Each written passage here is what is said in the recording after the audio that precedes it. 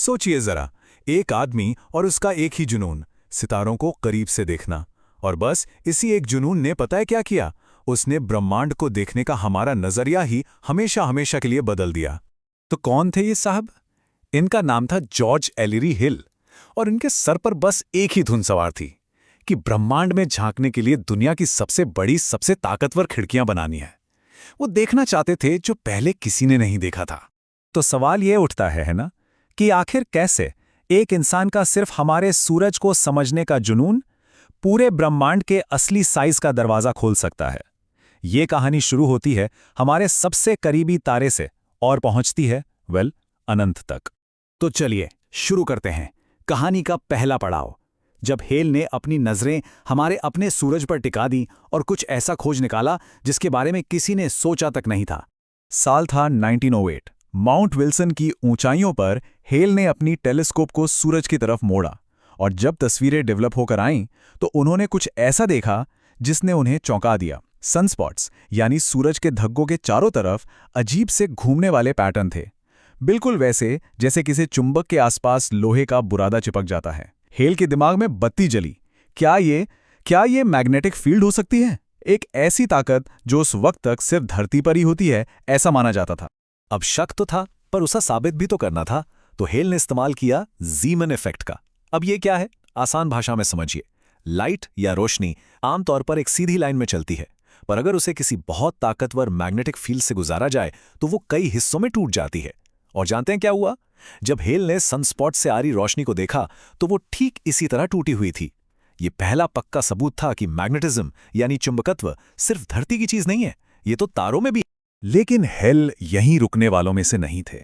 उन्होंने अपने साथी सेथ निकलसन के साथ मिलकर सूरज के मैग्नेटिक बिहेवियर में एक और गजब का पैटर्न खोजा। पहली बात, सनस्पॉट्स हमेशा जोड़ों में आते हैं और दोनों की मैग्नेटिक पोलैरिटी उल्टी होती है। दूसरी बात, ये पैटर्न सूरज के दोनों हेमिस्फीयर में एकदम एक जैसा होता है। और तीसरी और सबसे कमाल की बात, हर 11 साल में यह पूरा का पूरा मैग्नेटिक पैटर्न पलट जाता है। इसी को हेल निकलसन लॉ कहते हैं। इसने साबित कर दिया कि हमारा सूरज असल में एक बहुत बड़ा धड़कता हुआ चुंबक है। तो हेल ने सूरज का राज तो खोल दिया था, पर उन्होंने जो जबरदस्त मशीनें बनाई थीं, उनकी कहानी तो अभी शुरू हुई थी। अब वक्त था हमारी अपनी आकाशगंगा मिल्की वे की सरहदों के पार झांकने का। और यहीं पर एंट्री होती है एडविन हबल की। आप कह सकते हैं कि खिड़की हेल ने बनाई थी और उससे बाहर झांकने का काम हबल ने किया। उन्होंने हेल की बनाई 100 इंच वाली हुकर टेलीस्कोप उठाई और उसे आसमान में दिखने वाली कुछ धुंधली सी चीजों की तरफ घुमा दिया। इन्हें उस जमाने में नेबुला कहा जाता था, और तब तक सब यही मानते थे कि जो कुछ भी है बस हमारी मिल्की वे गैलेक्सी ही है, यही पूरा ब्रह्मांड। और हबल की खोज ने सब कुछ बदल कर रख दिया। सोचिए, 1924 से पहले हम क्या सोचते थे कि मिल्की वे ही सब कुछ है, हमारा पूरा यूनिवर्स, और वो जो नेबुला हैं वो बस हमारी गैलेक्सी के अंदर गैस के बादल हैं। पर हबल ने साबित कर दिया कि नहीं, ये नेबुला गैस के बादल नहीं हैं, ये तो हमारी गैलेक्सी से लाखों करोड़ों मील दूर खुद अपनी अपनी गैलेक्सीज हैं। मतलब रातों रात हमारा ब्रह्मांड एक छोटी सी गैलेक्सी से बढ़कर अरबों गैलेक्सीज का एक विशाल समंदर बन गया। लेकिन रुकिए, पिक्चर अभी बाकी थी। हबल की सबसे बड़ी खोज तो अब आनी थी। उन्होंने देखा कि ये सारी की सारी गैलेक्सीज हमसे दूर भाग रही हैं, और जो गैलेक्सी जितनी ज्यादा दूर है वो उतनी ही ज्यादा तेजी से दूर भाग रही है। इसी को आज हम हबल का नियम कहते हैं। इसका मतलब साफ था, हमारा यूनिवर्स रुका हुआ नहीं है, ये फैल रहा है। और यही वो पहली ठोस कड़ी थी जिसने बिग बैंग थ्योरी को जन्म दिया। तो ये सब हो पाया उन मशीनों की वजह से, और यही एल का असली सपना था। सिर्फ खोजना नहीं, बल्कि वो मशीनें बनाना जो ऐसी खोज को मुमकिन कर सकें। और अब बात करते हैं हेल के सबसे बड़े सपने की, एक 200 इंच की टेलीस्कोप। सोचिए, 200 इंच, एक ऐसी भीमकाय मशीन जिसकी उस वक्त कोई कल्पना भी नहीं कर सकता था।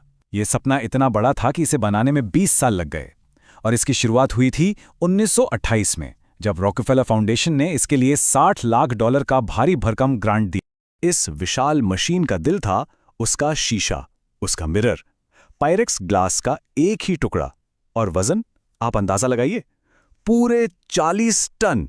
जी हां, 40 टन। उस जमाने में पायरेक्स से बनी ये दुनिया की सबसे बड़ी चीज थी। अब चैलेंज ये था कि इसे बनाया कैसे जाए, और उससे भी बड़ा चैलेंज कि इसे अपनी जगह तक पहुंचाया कैसे जाए। तो जरा इस सिचुएशन को इमेजिन कीजिए, आपके पास 40 टन का शीशा है जो बहुत कीमती है और बहुत नाजुक भी। अब इसे एक जगह से दूसरी जगह ले जाना है, तो क्या किया गया? मिरर को एक स्पेशल 20 फीट के लकड़ी के बक्से में पैक किया गया और फिर सबकी सांसें रोककर इंच दर इंच उसे एक 16 पहियों वाले ट्रेलर पर चढ़ाया गया। ये सिर्फ एक ट्रांसपोर्टेशन नहीं था, ये अपने आप में इंजीनियरिंग का एक करिश्मा था। और ये सफर भी कोई आम सफर नहीं होने वाला था, कुल 160 मील का सफर। और इसे ऐसे तय किया गया जैसे कोई बहुत बड़ा जुलूस निकल रहा हो। ट्रेलर के आगे एक ट्रक, पीछे एक ट्रक, सब कुछ पूरी प्लानिंग के साथ। हाईवे पर भी रफ्तार कितनी थी? महज 10 से 15 मील प्रति घंटा। इतनी सावधानी बरती जा रही थी। और जब ये काफिला छोटे छोटे शहरों से गुजरता तो स्पीड और भी कम हो जाती, बस 3 से 5 मील प्रति घंटा। सोचिए, लोग अपने घरों से, दुकानों से बाहर निकल आते थे इस नज़ारे को देखने के लिए। उनके लिए ये सिर्फ एक मशीन नहीं थी, ये भविष्य था जो उनकी आंखों के सामने से गुजर रहा था। अफसोस की बात यह है कि हेल अपनी इस सबसे बड़ी दूरबीन को पूरा होते हुए नहीं देख पाए। उनका निधन पहले ही हो गया, लेकिन उनका जो विजन था, उनकी जो सोच थी, उसने विज्ञान को एक ऐसी विरासत दी जो आज भी जिंदा है और काम कर रही है। और ये तस्वीर उसी सपने के सच होने की कहानी कहती है। एक तरफ लोहे और स्टील से बनी वो जबरदस्त मशीन है और दूसरी तरफ वो जादू है जो इस मशीन ने हमें दिखाया। ये तस्वीर क्रैब नेब्यूला की है और ये तो बस एक नमूना है उन हजारों लाखों अजूबों में से जो इस टेलीस्कोप ने हमें दिखाएं। तो आखिर हेल की विरासत क्या है? चलिए देखते हैं। उनकी बनाई दूरबीनों ने हमें बताया कि हमारा सूर्य एक मैग्नेटिक तारा है। उन्होंने बताया कि हमारा ब्रह्मांड सिर्फ मिल्की वे नहीं, बल्कि अरबों गैलेक्सीज से भरा है। उन्होंने बताया कि यह ब्रह्मांड लगातार फैल रहा है। उन्होंने क्वेज़ार जैसी रहस्यमयी चीज़ों से हमारी पहली मुलाकात करवाई। एक लाइन में कहें तो आज हम मॉडर्न कॉस्मोलॉजी या ब्रह्मांड विज्ञान के बारे में जो कुछ भी जानते हैं, उसकी नींव जॉर्ज एलरी हिल ने ही रखी थी।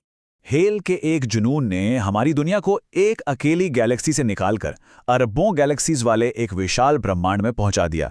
तो ये सोचना कितना रोमांचक है ना, कि आज की जो टेक्नोलॉजी है, जैसे जेम्स वेब स्पेस टेलीस्कोप, वो हमें क्या नए राज दिखाएगी। वो अगली बड़ी खोज कौन सी होगी जो एक बार फिर ब्रह्मांड के बारे में हमारी पूरी समझ को ही बदल कर रख देगी।